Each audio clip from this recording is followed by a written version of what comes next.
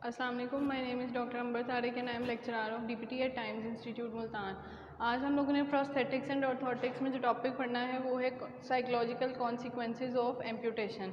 तो सबसे पहले उसमें हम बात करते हैं कि साइकोलॉजिकल कॉन्सिक्वेंसेज या इम्पैक्ट किस तरह से आता है पेशेंट की लाइफ पे जिसने एम्पूटेशन करवाई हो। तो उसमें सबसे पहले तो साइकोलॉजिकल डिस्ट्रेस आ सकता है। साइकोलॉजिकल डिस्ट्रेस में पेशेंट जा सकता है, डिप्रेशन हो सकता है पेशेंट को, फीलिंग्स ऑफ डिनाइल, मतलब वो अपने आप को जो है उस कंडीशन के साथ या उस सिचुएशन के साथ एक्सेप्ट नहीं कर पा रहा अपनी बॉडी को फ़िलहाल, और एंग्जाइटी हो सकती है पेशेंट में, क्राइंग स्पेल्स के साथ प्रेजेंट कर सकता है पेशेंट। और आप कह लें कि थोड़ा सोशलाइज होना वो कम कर देता है, सोशलाइजेशन उसकी कम हो जाती है। उसके बाद इंसोम्निया हो सकता है पेशेंट को। तो ये कुछ कॉन्सिक्वेंसेस हो सकते हैं, इनको आगे फर्दर डिटेल में पढ़ेंगे। अच्छा, अब ये जो है कंडीशन जो भी एम्पूटेशन तक लीड करती है उसमें कौन कौन सी कंडीशंस आ सकती हैं? Pre morbid, physical, cognitive, psychological और सोशल स्पिरिचुअल फंक्शनिंग, मतलब ये सारी अगर अफेक्ट हो रही हैं तो उस कंडीशंस में वो जो है वो लीड कर सकता है टू एम्पूटेशन। उसके बाद इसमें ग्रीफ और एडजस्टमेंट रिएक्शंस आ सकते हैं, पोस्ट ट्रॉमेटिक स्ट्रेस डिसऑर्डर है, स्पेशल पॉपुलेशंस में जैसे चिल्ड्रन, एडोलेसेंट, एडल्ट्स और आपके पास ओल्डर एडल्ट्स आ जाते हैं, उनमें क्या क्या सिचुएशंस कॉज हो सकती हैं इसकी वजह से, तो वो आगे हम डिटेल में पढ़ेंगे। फिर इसमें ट्रीटमेंट में आप क्या क्या कर सकते हैं? साइकोथेरेपी कर सकते हैं, कॉग्निटिव बिहेवियरल थेरेपी जिसको CBT भी कहते हैं, और पेन मैनेजमेंट कर सकते हैं through bio feedback and relaxation training. उसके अलावा आप इसमें पीयर सपोर्ट ग्रुप्स या family response, peer support groups क्या होते हैं? सोशल सपोर्ट ग्रुप्स होते हैं बेसिकली, और इसमें आपने क्या करना होता है, सिंपल जो है ना ग्रुप की फॉर्म में उसको ट्रीटमेंट प्रोवाइड करना होता है, ताकि ग्रुप में ट्रीटमेंट से क्या होता है, एक तो मोटिवेशन मिलती है पेशेंट को और इनकरेजमेंट मिलती है अपनी एक्टिविटीज़ को देखते हुए, उसको पार्टिसिपेशन में ईज़ होती है। देन आपका इसके बाद इसमें आ जाता है common psychological consequences after amputation. तो उसमें सबसे पहले तो आपके पास है कि एक तो ये वेरिएबल है कि वेरी करेगा या डिफ़र करेगा इंडिविजुअल टू इंडिविजुअल। उसके बाद आपके पास आ जाता है इसमें कि ये पर्सनैलिटी ट्रेट्स पे डिपेंड करता है। डिपेंड किन किन फैक्टर्स पे डिपेंड करता है? पेशेंट की एज पे, पर्सनैलिटी ट्रेट पे,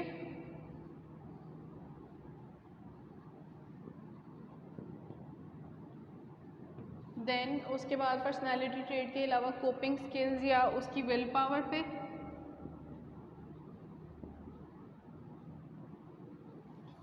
फिर flexibility, available social support. Flexibility की मतलब वो पेशेंट उसमें कितना फ्लेक्सिबल है, वो उसको किस तरह से जो है अपनी लाइफ में जो है एडजस्ट कर पा रहा है या नहीं कर पा रहा। उसके बाद आपके पास सोशल सपोर्ट आ जाता है।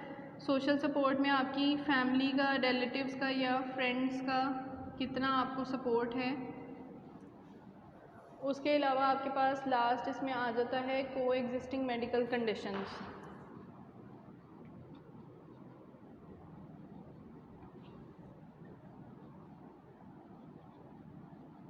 तो ये कुछ फैक्टर्स हैं जिनमें आप कह लें जिन पे डिपेंड करता है कॉन्सिक्वेंसेस ऑफ एम्पूटेशन, कि एक तो पेशेंट की एज क्या है, फिर पर्सनैलिटी ट्रेट कि वो किस पर्सनैलिटी का पर्सन है, मतलब वो जो है वो रिज़र्व टाइप पर्सन है या थोड़ा सोशलाइज इजीली कर लेता है, शाय है, कॉन्फिडेंट है। फिर कोपिंग स्किल्स या विल पावर आ जाती है, देन फ्लेक्सिबिलिटी है, सोशल सपोर्ट है, और को एग्जिस्टिंग मेडिकल कंडीशंस आ जाती हैं। देन उसके बाद इसमें आपके पास आ जाते हैं, सबसे पहले हम बात करेंगे ग्रीफ रिएक्शंस की।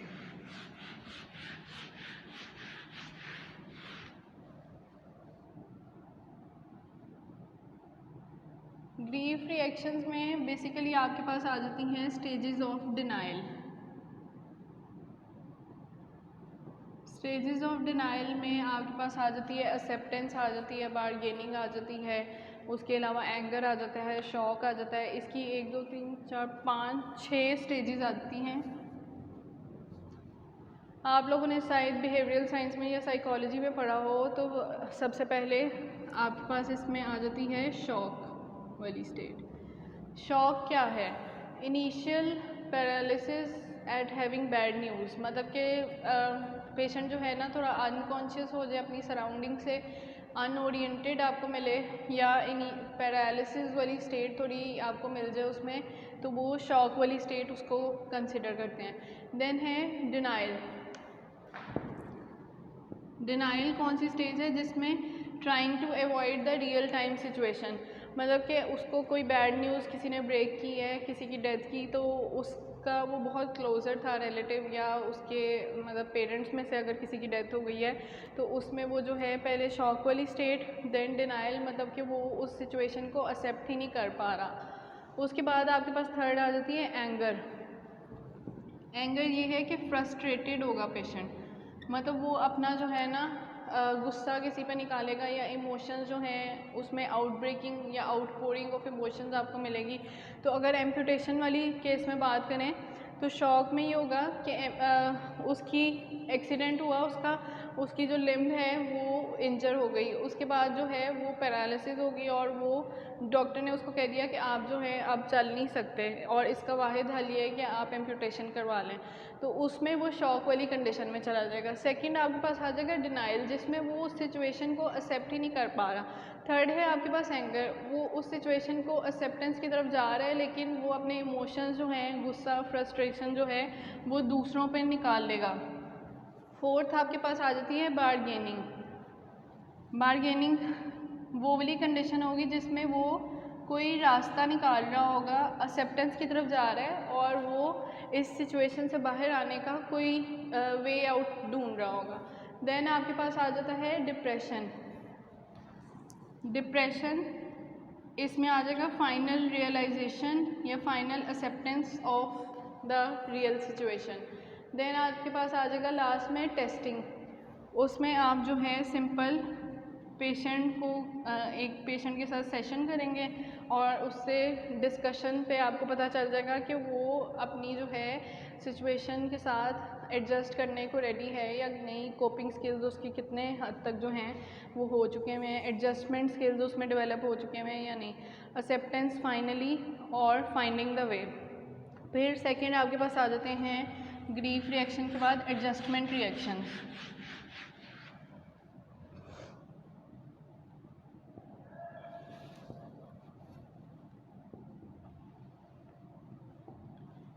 अब एडजस्टमेंट रिएक्शंस में अगर हम बात करें, तो उसमें आपके पास आ जाते हैं कि एक तो ये फिज़िकल एस्पेक्ट्स ऑफ एम्पुटेशन में हाली लिमिटेड नहीं होते, उसके बाद इसमें आपके पास आ जाते हैं इमोशनल, साइकोसोशल और वोकेशनल फैक्टर्स आ जाते हैं।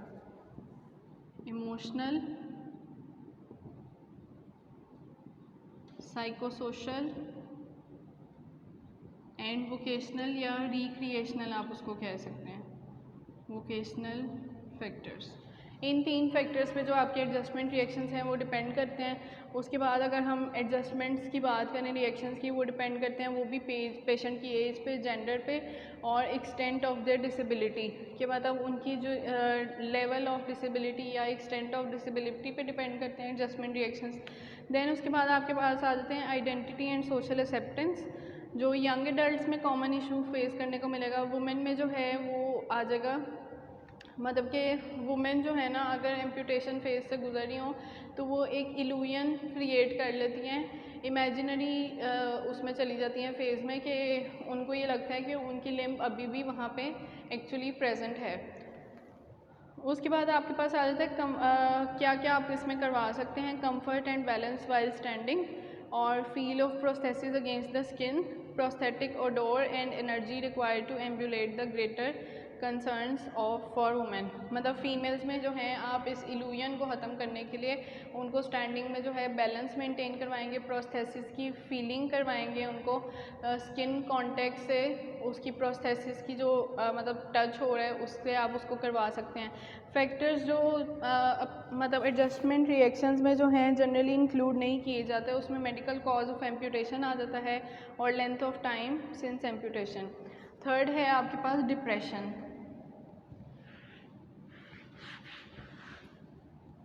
डिप्रेशन आप सबको पता है कि क्या होता है। किसी भी पेशेंट का ओवर थिंक करना और मतलब अपनी एनवायरनमेंट से या इर्द गिर्द के लोगों से थोड़ा डिस्टेंस पे हो जाना और कह लें कि टेंशन बहुत ज़्यादा लेते रहना, तो उस कंडीशन को आप कहते हैं डिप्रेशन। इसमें आपके पास आ जाता है कि पेशेंट जो है उसको एक तो आपने रेगुलरली स्क्रीन करना है एम्पुटेशन के बाद फॉर डिप्रेशन। उसमें आपके पास differentiation between depression, grief reaction और एडजस्टमेंट डिसऑर्डर्स आ जाते हैं कि इन तीनों में आपको जो है डिफ्रेंशिएट करना आना चाहिए कि ग्रीफ रिएक्शंस कौन से हैं, एडजस्टमेंट कौन से हैं और डिप्रेशन कब आप उसको कंसिडर करेंगे। देन इसमें आप ट्रीटमेंट में जो है SSRI selective serotonin reuptake inhibitors दे सकते हैं as a first line antidepressants, और उसके अलावा ट्राईसाइक्लिक एंटी डिप्रेसेंट्स आप उसको दे सकते हैं। फोर्थ आपके पास आ जाता है एंग्जाइटी।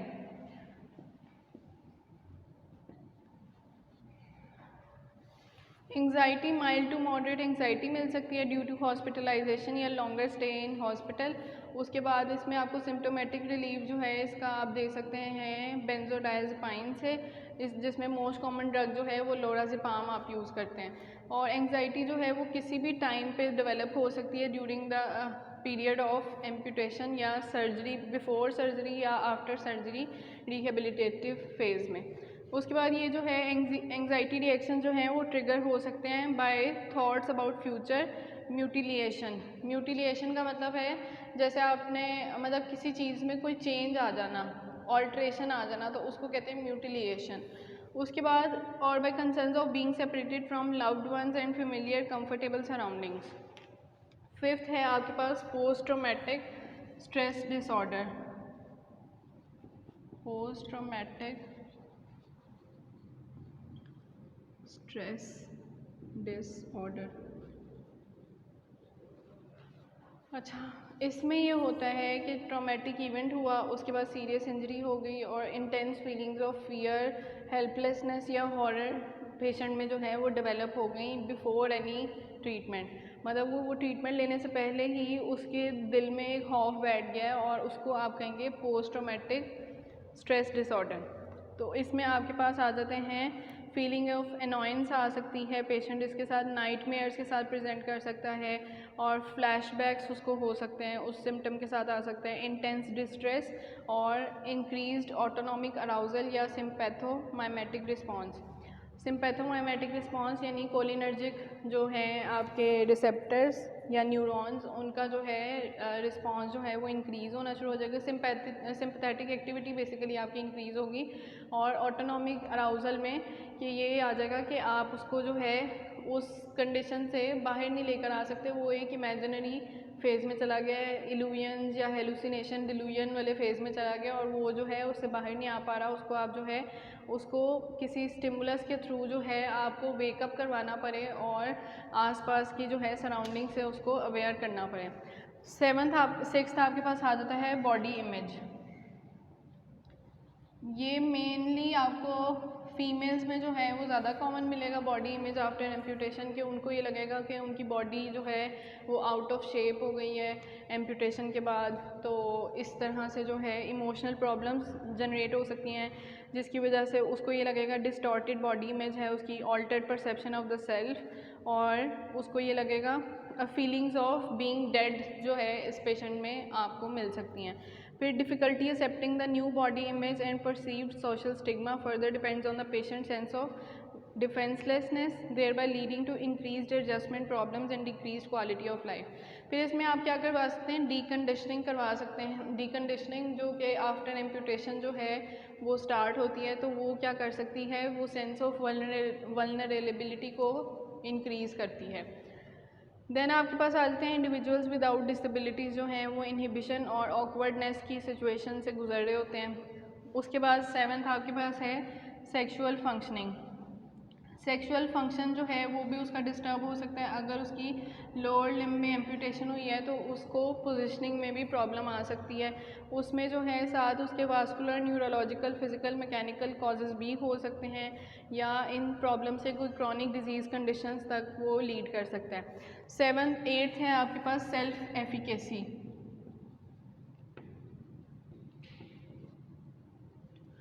सेल्फ एफिकेसी मतलब उसको ये लगेगा कि वो दूसरों पे डिपेंडेंट हो गया और उसकी जो क्वालिटी ऑफ लाइफ है उस पे जो है मेजर इस वजह से जो है इन्फ्लुएंस पड़ रहा है। फिर आपके पास लास्ट टॉपिक है इसमें एज रिलेटेड इश्यूज़।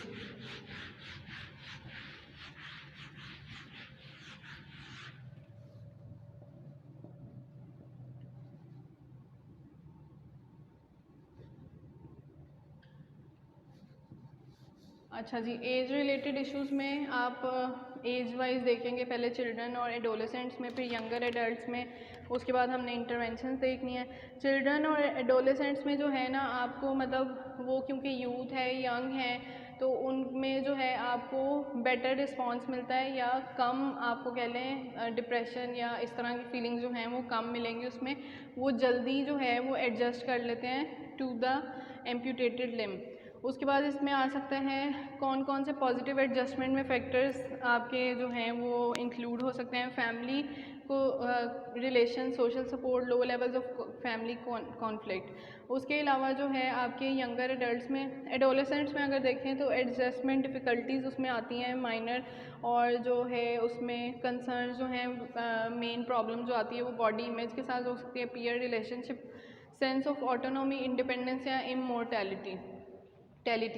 फिर यंगर एडल्ट्स में अगर हम बात करें तो उसमें जो है अल्कोहल या ड्रग्स जो है ना वो आप कह लें कि कुछ में मतलब कॉमन आपको मिलेगी अगर इनटेक उसकी वो एडिक्टेड है उसके, तो उसमें जो है वो इम्पैक्ट कर सकती हैं उनकी क्वालिटी ऑफ लाइफ को। और इन एडिक्शंस की वजह से जो है आपको उसमें सिम्टम्स मिल सकते हैं डिप्रेशन के, पोस्ट ट्रॉमेटिक स्ट्रेस डिसऑर्डर के, और उसके अलावा बॉडी इमेज वगैरह के। फिर आपके पास आ जाते हैं ओल्डर एडल्ट्स। ओल्डर एडल्ट्स क्योंकि हमारी बॉडी का हर ऑर्गन, हर सिस्टम जो है with the passage of time जो है वो डिटीरियोरेशन स्टेट में जा रहा होता है या डिक्लाइन आ रहा होता है उसमें, तो उसमें ये होता है कि वो जो है एडजस्टमेंट रिएक्शंस जो हैं उनको बेहतर तरीके से मतलब उस सिचुएशन के अकॉर्डिंग एडजस्ट नहीं कर पाते, उसमें उनको प्रॉब्लम्स आती हैं। देन आपके पास आ जाता है इंटरवेंशंस। इंटरवेंशंस में हम कौन कौन सी ट्रीटमेंट मेथड्स यूज़ कर सकते हैं to cope with psychological consequences of amputation. तो उसमें सबसे पहले है साइकोथेरेपी या ब्रीफ साइकोथेरेपी या जस्ट साइकोथेरेपी भी आप इसको लिख सकते हैं। तो उसमें काउंसलिंग सेशंस मेनली जो हैं वो कंट्रीब्यूट करेंगे, रोल प्ले करेंगे, facilitating the grieving process and addressing the other emotional concerns. और उसमें मतलब आपने जो है उसके जो है मेन प्रॉब्लम्स को रूल आउट करके उन्हीं पे फोकस करना है। फिर आपके पास सेकंड आ जाती है कॉग्निटिव बिहेवियरल थेरेपी या साइकोथेरेपी में ही आप कह लें कॉग्निटिव बिहेवियरल थेरेपी भी इसी का पार्ट है।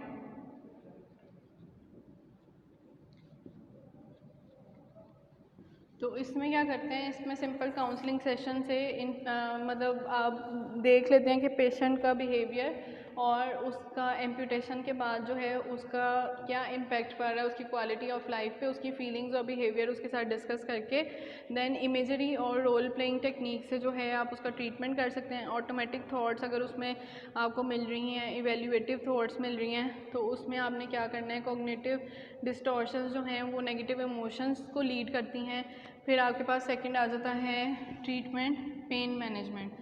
अगर पेन है तो आप उसको कैसे मैनेज करेंगे, उसमें क्या आप मेडिकेशंस यूज़ कर सकते हैं, फिज़ियोथेरेपी करवा सकते हैं। मेडिकेशंस में आपके पास आ जाते हैं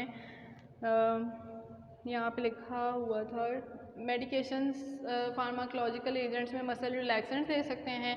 देन आप इसमें जो है करवा सकते हैं, टेंस भी यूज़ कर सकते हैं, अल्ट्रासाउंड भी, फिजियोथेरेपी मोडेलिटी जो है वो यूज़ कर सकते हैं for the pain management.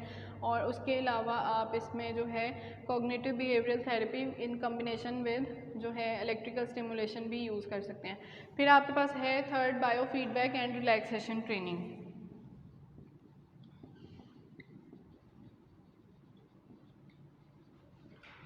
Relaxation training में जो है आप सिंपल रिलैक्सेशन टेक्निक्स या एक्सरसाइजेज उसको रिकमेंड कर सकते हैं। और बायो फीडबैक एक ऐसा मेथड है जिसमें आप उसको मॉनिटर पे जो है वो स्क्रीन पे देख रहे होते हैं कि उसमें कहाँ जो है मतलब कौन से पार्ट में जो है वो कितनी मूवमेंट हो रही है और कहाँ पे प्रॉब्लम आ रही है, मॉनिटराइज उसको कर रहे होते हैं। उसके बाद इसमें आपके पास आ जाता है कि पेशेंट रिस्पॉन्स आप देखेंगे, muscle sensation, skin temperature, heart rate, सारा कुछ जो वाइटल्स हैं आपके मॉनिटर पे आ रहे होते हैं।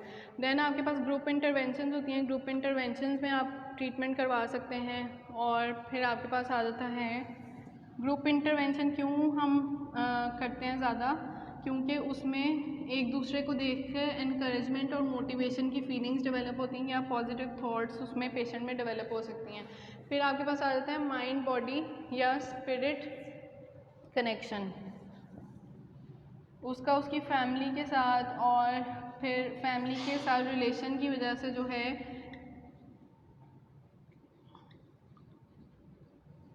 आप ये देखेंगे, रूल आउट करेंगे कि उसके रिलेशन जो हैं उसके फैमिली या रिलेटिव्स के साथ या फ्रेंड्स के साथ किस तरह के हैं, और उस वजह से तो नहीं वो डिप्रेशन की फीलिंग्स में जा रहा और उस वजह से वो मतलब उसके घर वाले उसको जो हैं वो कहते हो कि अब तुम जो है कोई काम नहीं कर सकते, एम्पुटेशन के बाद इंडिपेंडेंट नहीं रहे, डिपेंडेंट हो गए हो सब पे, और तुम जो हो मतलब जब तक कोई तुम्हारे साथ नहीं होगा तब तक तुम कुछ भी नहीं कर सकते। तो इन वजह से भी जो है ना नेगेटिव इम्पैक्ट उसकी लाइफ पे पड़ सकता है और वो अपनी बॉडी को जो है वो बिल्कुल समझेगा कि अब वो किसी काम की नहीं है।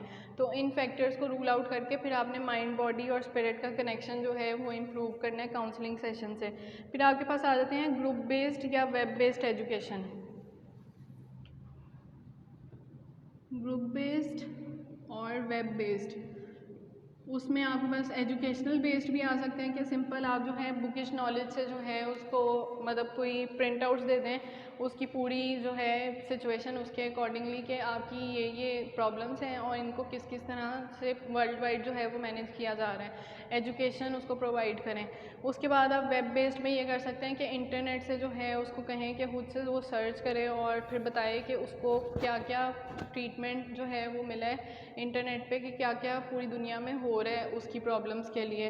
तो इस तरह से जो है आप इंटरनेट को यूज़ करके या बुक्स को यूज़ करके, उसमें एक और टर्म बताई हुई है एम्प्यूटी कोएलिशन ऑफ अमेरिका, ये एक national non profit consumer organisation है जो कि ये ग्रुप बेस्ड या वेब बेस्ड एजुकेशन जो है वो प्रोवाइड करती है फॉर पेशेंट्स ऑफ एम्प्यूटेशन। तो ये आज का हमारा टॉपिक यहीं पर ख़त्म होता है। थैंक यू, अल्लाह हाफिज़।